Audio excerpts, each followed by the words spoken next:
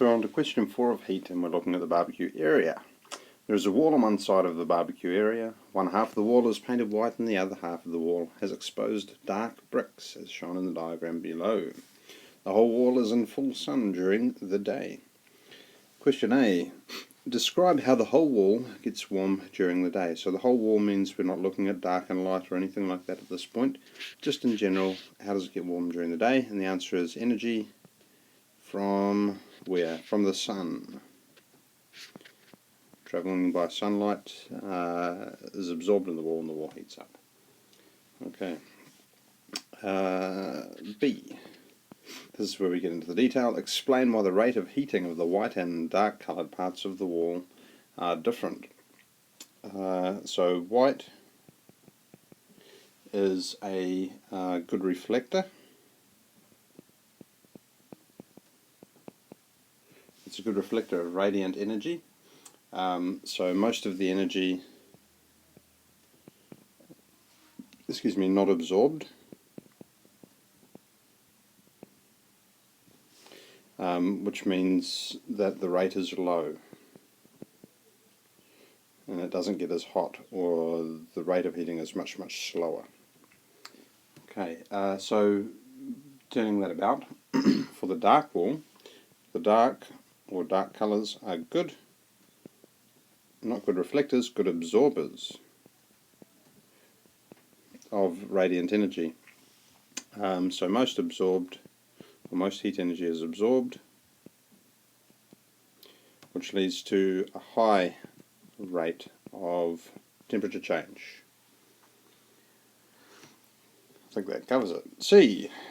Compare how the surface temperature of each half of the wall would change as the day progresses and during the night. And we need to explain why. So it's a good idea to consider the day first. So in the day,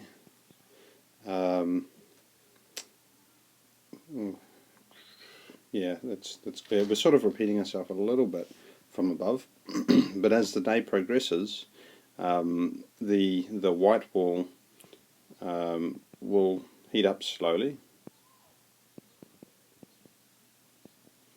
and the dark wall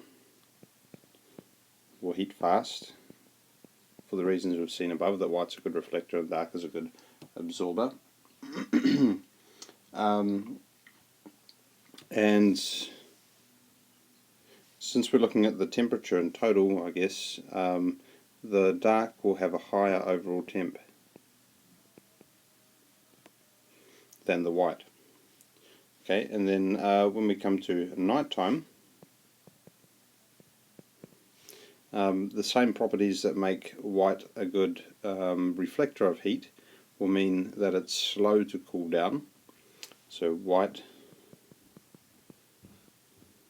slow to cool, slow to radiate off that heat, and dark is fast to cool. It radiates the heat faster, therefore it will reach a lower temperature.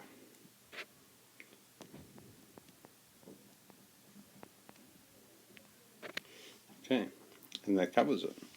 Interestingly, there's a similar concept when you're dealing with, this is not so much heat, but it is, because, it is heat. Dealing with convection currents, when you've got land and water, the water is much more stable in temperature compared to the land, so the land heats up faster when the sun rises, causing the air to heat up and expand and rise, and you get this convection current, which they call an onshore breeze. Pretty sure it's onshore breeze. Makes sense because it's coming onto the shore. And at night, the land cools down faster, so you reverse this, and you get an offshore breeze at night, because the water maintains its temperature. That's what we're saying there. So the water in this case is analogous to the white, which it maintains its temperature, doesn't absorb or reflect much, but the land changes significantly when there's a change in the light shining on it, which is, like the dark side. Anyway, D. The surroundings of the swimming pool are paved with tiles. The midday sun delivers about 60,000 joules of energy in 1 minute, so that's 60 seconds, to a square metre, 1 square metre of the tiles, of which only 80% is absorbed by the tiles. So that's another important thing. 1 square metre of tiles has a mass of 68 kilograms, and its specific heat capacity is 920 joules per kilogram per degree Celsius. Calculate the rise in temperature of a square metre of the tiled area in 1 minute. Well, the first part of this is to look at the energy change. The power, if you like, the power is given as 60,000 joules in 1 minute. So we're talking about 1 minute, so it makes it easy. So power is 60,000 joules per minute, and 80% is the efficiency of that heat energy is absorbed. So we can just divide that by 0. Oh no, we can't divide it by 0.8. We find 8/10 of it. So you would do, or if we looked at it this way, 80 over 100 times by 60,000, and that gives us the amount of energy that's absorbed in 1 minute, and that equals 48,000 joules. Okay, now that we've got the energy absorbed in 1 minute,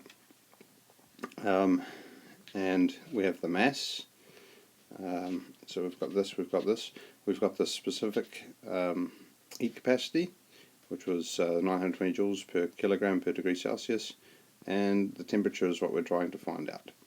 So rearranging this for the temperature, Q, the energy absorbed, over MC, we substitute these things in. I'm not actually going to substitute them, but I'm going to show you where they come from. So 48,000 joules goes in there, 68 kilograms is our mass, and our specific heat capacity is going to go into there, and when we perform the calculation, we find we get 0.77 degrees Celsius is the temperature change. So that is the rise in temperature. It's going to be an increase, positive, of 0.77 degrees Celsius.